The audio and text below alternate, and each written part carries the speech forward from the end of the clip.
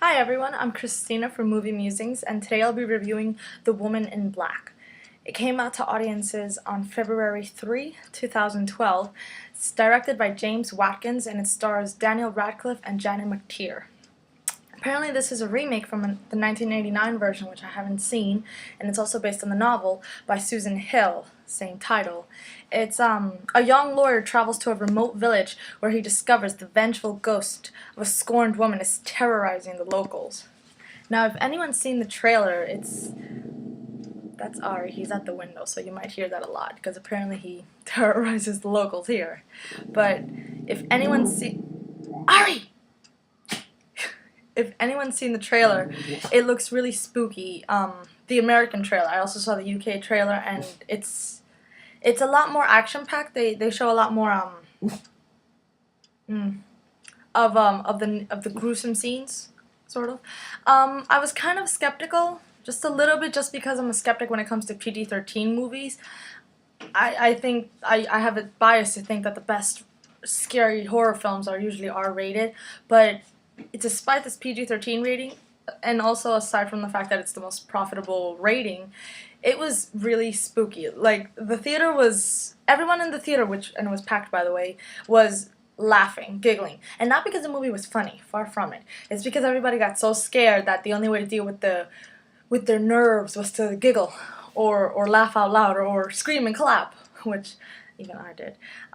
Because I'm not saying that they overdid it, but they did it a lot. In this movie, the silence, the tension builds up, and suddenly, BAM!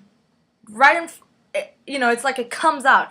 The ghost or a shriek or a crow, whatever, and it's just that psychological build-up that you don't know what's gonna happen, but there's no music. It's just too quiet, and I think they just nailed that technique. Some people, it doesn't work, or it's just you know exactly what's happening, especially if the music is your cue. But here, it's like they took away all sound effects. It just got eerily quiet, and suddenly that just intensified the sound of whatever popped out, whether it was the vengeful woman or like I said, anything else.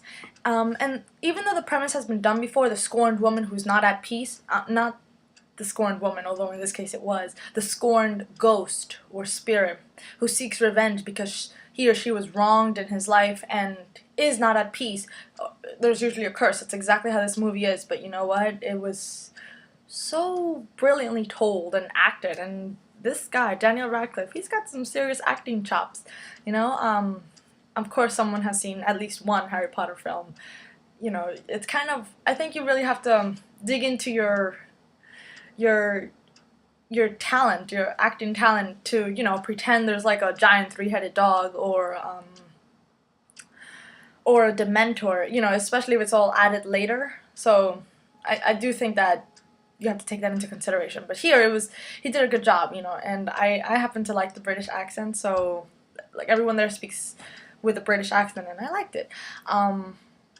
Also, what I liked about this movie, and that kind of surprised me because it was also a PG-13 movie, is that they were really graphic with the way the kids died, because what it is that she was scorned. Her baby was taken from her by her own flesh and blood, so she wanted revenge. So the way she was terrorizing locals was that she would make the kids commit suicide in the most violent of ways. There was one little girl who, she was already surrounded by fire in like a cellar, and she had a gas lamp, and she was looking at Daniel Radcliffe, who was about to try to save her, and then she just dropped it and burst into flames, and this happened right in front of him, and it was just like, whoa, did not expect to see it, like, maybe it was added in CGI or whatever, but the fact that they showed it was pretty great to see the intensity of this woman's rage, this ghost's rage. I give this movie an A, hands down. And I'm actually, Ari! It's probably a little kid that walked by and he's just like, must prounce and growl and stuff. Also, the fact that he's growling, they had a dog in the movie who kept him company, Daniel Radcliffe, in the house. And whenever the ghost was around, he would start growling and barking, just like Ari right now, except he's not seeing a ghost because it's Sunday morning and it's broad daylight. He's seeing a little kid on the street. Yes, so I highly suggest you go check out this movie. Thank you so much for checking us out. Bye!